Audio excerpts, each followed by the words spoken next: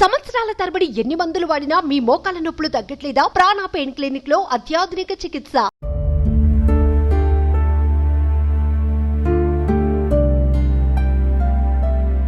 వాళ్ళదొక నిరుపేద కుటుంబం. పని చేస్తే గాని రోజు గడవనటువంటి పరిస్థితి. ఇద్దరు పిల్లలతో ప్రశాంతంగా తమ జీవితాన్ని గడుపుతున్నటువంటి సందర్భంలో విధి వక్రించింది. ఆమె చిన్నపాటి రోజు కూలీగా వెళ్లే ఉద్యోగానికి వెళుతూ యాక్సిడెంట్ కు గురైంది. దాంతో బ్రెయిన్ డెడ్ అయింది.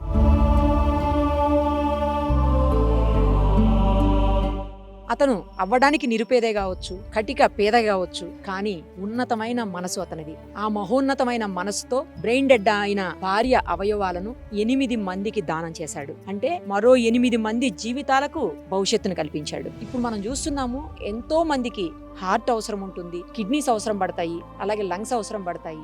లక్షలు పట్టుకొని ఎవరైనా డోనర్ ఉన్నారేమో అని తిరుగుతూ ఉంటారు. అలా సంపాదించుకోవచ్చు కావాలంటే. కానీ అతను ఆ పని చేయలేదు. అతను ఇచ్చినటువంటి 8 మంది ఎవరో తెలుసా? ఇంకా కటిక పేదలు. అలాంటి వాళ్ళకి అతను సాయం చేశాడు. అతని గొప్ప మనసు ముందు ఏమిచ్చినా, ఎంతిచ్చినా, ఎన్నిసార్లు చెప్పినా తక్కువే అవుతుంది. ఇద్దరు చిన్న పిల్లల్ని పెట్టుకొని తన భవిష్యత్ ఏంటో కూడా తెలియనటువంటి పరిస్థితుల్లో ఈ రోజు మరో 8 మందికి ప్రాణాన్ని పోశాడు అంటే అతనికి హ్యాట్స్ ఆఫ్ చెప్పాల్సిందే. అలాగే మనకు చేతనైనటువంటి సాయం ఆర్థికంగా అందరం కలిసి చేద్దాము. ఆ పిల్లల భవిష్యత్తుకి మనం కూడా అండగా నిలుద్దాం. అసలు ఏం జరిగింది అవన్నీ తెలుసుకునే ముందు ప్రస్తుతం నేనున్నాను ఇస్నాపూర్ అనే విలేజ్ లో. విఠల్ అతని పేరు, ఆ గొప్ప మనసున్న వ్యక్తి పేరు. అతనితో మాట్లాడదాం. ఏం జరిగిందండి? ఎందుకు మీ భార్య చనిపోయారు? 19th మార్నింగ్ ఫస్ట్ షిఫ్ట్ వెళ్తుంది. గ్రాండ్ ఫార్మా కంపెనీలో డ్యూటీ చేస్తాను. నడుచుకుంటూ వెళ్తుంటే మార్గం మధ్యలో యాక్సిడెంట్ అయింది. సమాచారం తెలియగానే పటాన్చెరులోని ధృవ హాస్పిటల్ తీసుకెళ్లడం జరిగింది. అక్కడనే చెప్పేశారు బతకది కష్టం అని. సరే గాంధీ తీసుకెళ్ళమని చెప్తే గాంధీకి వద్దు, ఈఎస్ఐ తీసుకెళ్తాము, ఈఎస్ఐ ఉందిలే అని చెప్పేసి అక్కడ తీసుకెళ్ళినాక 4 రోజులు ట్రీట్మెంట్ ఇచ్చాం. ఫలితం లేకుండా వాళ్ళు చెప్పారు బ్రెయిన్ డెడ్ అయింది, మేమేం చేయలేము, తీసుకెళ్ళండి, మీరేమైనా కోఆపరేషన్ చేస్తే డొనేట్ చేస్తే మరో 8 మందికి ఇట్లా చేసిన వాళ్ళు అవుతారు మీరు అని అంటే విలేజ్కి సంబంధించిన ఉప సర్పంచ్ శోభకృష్ణారెడ్డి పిలిపించడం జరిగింది. ఆమె కూడా డాక్టర్తో మాట్లాడడం జరిగింది. అంటే మా హ్యాండ్ ఇంకో 2 రోజులు తలకు గట్టిగా మాకు చెప్పలేరు. వాళ్ళే హాస్పిటల్ దక్క తీసుకుపోయినాక ఫోన్ చేసి ఇట్లా ఆటో తలిగింది, దెబ్బలు తగిలినాయి వచ్చి మేము ఉటావుటిన పోయేసరికి అక్కడ అప్పటికే అసలు మనిషి స్పృహ లేదు. ఇక్కడ పటాన్చెరు వెళ్ళేసరికి అసలు ఏం లేదు. అట్లా అయినా బతుకుతామని ఆశించినాము, కానీ ఫలితం లేదు. ఎంత ఉంటదండి వయసు? 33 సంవత్సరాలు. ఏంటి వెహికల్? ఏంటి ఆటోనా? ఆటో ఇక్కడనే ఉంటాడు మా పక్కన కాలనీలో. అది జరిగిన సందర్భంలో ఎట్లా జరిగిందనేది తెలియదు. ఆయన కూడా తప్పించుకొని పోదాం అనుకున్నట్ట కానీ తప్పించుకోలేడని తెలిసి అప్పుడు ఆగుకున్నాడు. ఇద్దరు పిల్లలు. ఏం చదువుతున్నారు? ఒకరు 5వ తరగతి, ఒకటి 8వ తరగతి. మీరేం పని చేస్తారండి?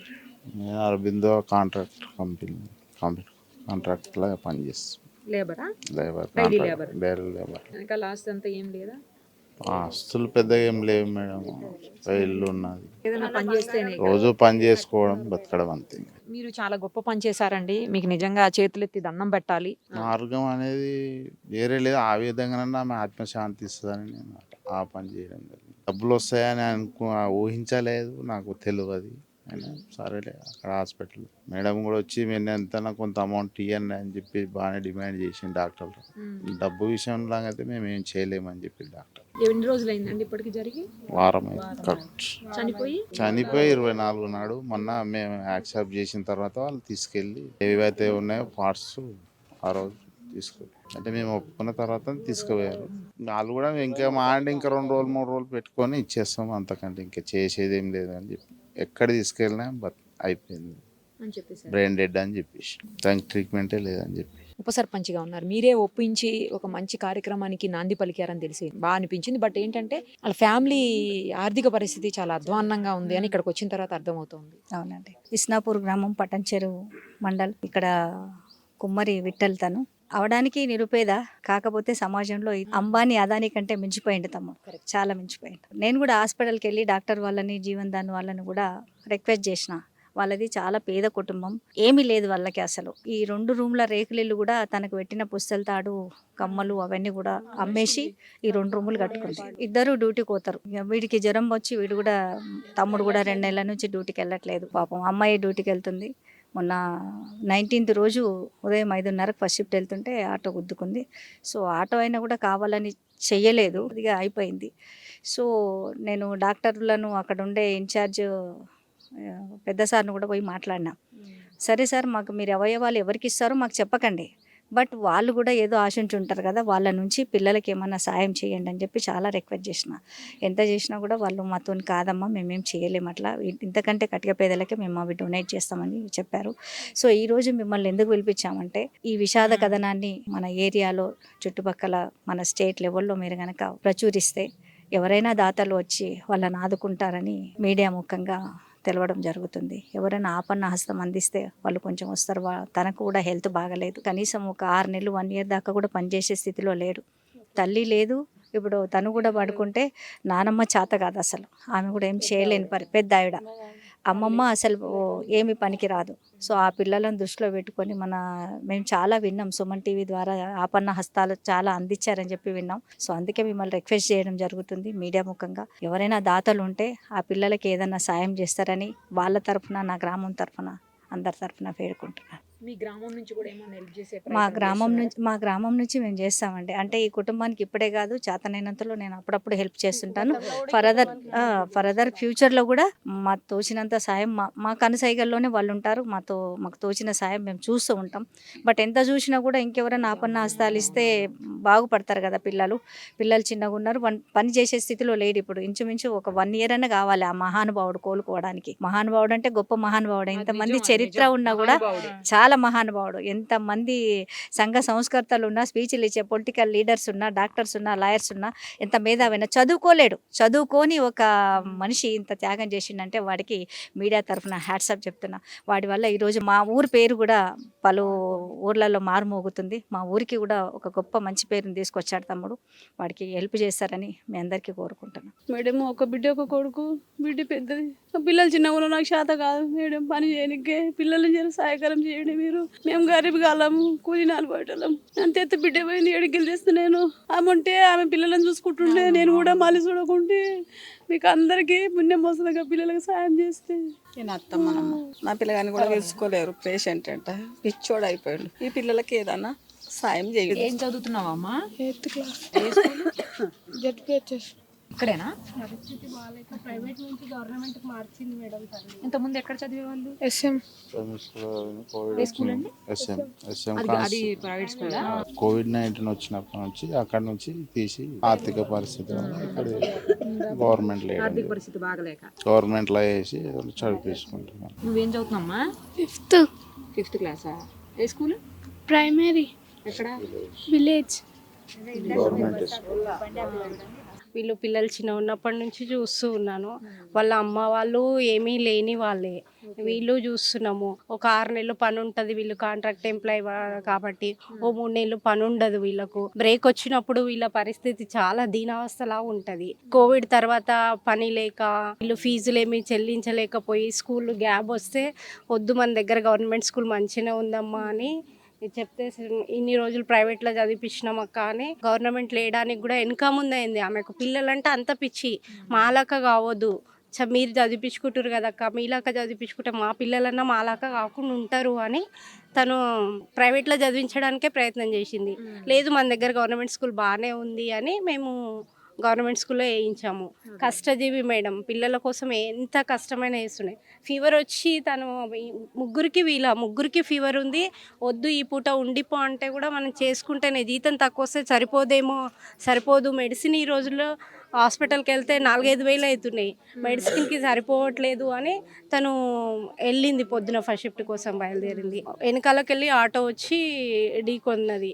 తను వదిలేసిపోదామని చూసిర్రు అని వేరే వాళ్ళు అంటారు. వేరే చూసిన సాక్షులు ఉండడం వల్ల ఎంబడే హాస్పిటల్ తీసుకెళ్ళిర్రు. బ్రెయిన్ డెడ్ అయ్యింది అని తెలిసింది. ఇంకా వాళ్ళకి అవగాహన లేక ఇట్లా అంటున్నారు, బ్రెయిన్ డెడ్ అంటారు అంటే ఏంది, మా మనిషి ఊపిరి తీసుకుంటుంది, హాస్పిటల్ వాళ్ళు బ్రెయిన్ డెడ్ అంటారు. వాళ్ళకి అర్థం కాలే, అయోమయ పరిస్థితి. నిజంగా మా మనిషి చనిపోయినట్ట బ్రతుకున్నట్ట అయోమయ పరిస్థితిలో ఉండే. అక్క ఇట్లా అంటున్నారు, వాళ్ళు ఏం తేల్చుకోలేకపోతున్నారు అని మా ఫ్రెండ్ ఉప సర్పంచ్ గారు శోభాకృష్ణారెడ్డి గారికి అక్క ఇది పరిస్థితి అని వివరించగానే, నేను వస్తామ్మా వెళ్ళి వాళ్ళతో మాట్లాడదామని వచ్చి కుటుంబ సభ్యులతో డాక్టర్స్తో మాట్లాడి నిర్ణయం తీసుకొని లేకుండా కూడా అతను ఏమీ ఇవ్వకుండా ఏమీ లేకపోయినా ఆశించకుండా ఆశించకుండా వాళ్ళు కూడా ఏం చెప్పారంటే ఈఎస్ఐ గవర్నమెంట్ సంస్థలు కాబట్టి మీ ఏంటువంటి నిరుపేద కుటుంబాలకే చెందుతాయి ఇవి అని వాళ్ళు చెప్పడం జరిగింది. అవయవ దానం అంటే ఏంటో, మాకు శవం కరెక్ట్గా రాదేమో, ఇటువంటి అపోహలు కుటుంబ సభ్యులకున్న అవన్నింటినీ అలా కాదు, మంచి జరుగుతుంది, ఇది మంచి మానవత్వంతో కూడిన పని అని అక్క వాళ్ళకు చెప్పడంతో అబ్బాయి బిడ్డలు ఒప్పుకొని డాక్టర్స్కి ఒప్పుకొని సంతకం పెట్టిండు.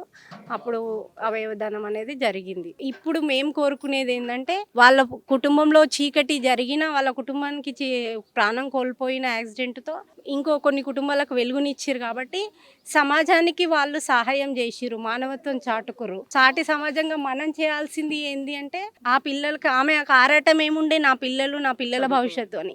మనమందరం కలిసి ఏమైనా సహాయం చేసి వాళ్ళకి భవిష్యత్తు సెక్యూర్ చేయగలిగితే మనం కూడా మానవత్వం చాటుకున్న వాళ్ళం అవుతాం. మీ టీవీ చూసి, ఈ న్యూస్ చూసి ఏ స్వచ్ఛంద సంస్థలు ఎవరైనా మానవత్వం చాటుకుంటే మనం చేయగలిగింది అదే అని నేను కోరుకుంటున్నాను. మా తమ్ముడి భార్య చనిపోయింది. సొంతం తమ్ముడు ఆటో ఢీకొనడంతో ఆమె స్పృహ కోల్పోయి పడిపోయింది. ఎవరైతే యాక్సిడెంట్ చేశారో వాళ్ళే హాస్పిటల్ తీసుకెళ్లి మాకు ఇన్ఫర్మేషన్ చేశారు. మా తమ్ముడికి ఆమెకు ఎలాంటి ఒక శ్వాస ఆడడం తప్ప ఏమీ లేదు, బాడీ అనేది అసలు ఏమీ స్పర్శ అనేది లేదు. డాక్టర్ చెప్పారంట, పరీక్షలు చేసిన తర్వాత ఈమె బతకదు, తీసుకెళ్ళండి హాస్పిటల్కు గాంధీకి అని చెప్తే, ఇక గాంధీకి వెళ్తే మాకు అంత సరిపోలేము, అక్కడ వెళ్తే తిరగడానికి ఇబ్బంది అవుతుంది, అందుబాటులో చూసుకొని ఈఎస్ఐ హాస్పిటల్ సనత్ నగర్లో అడ్మిట్ చేయించాడు మా తమ్ముడు.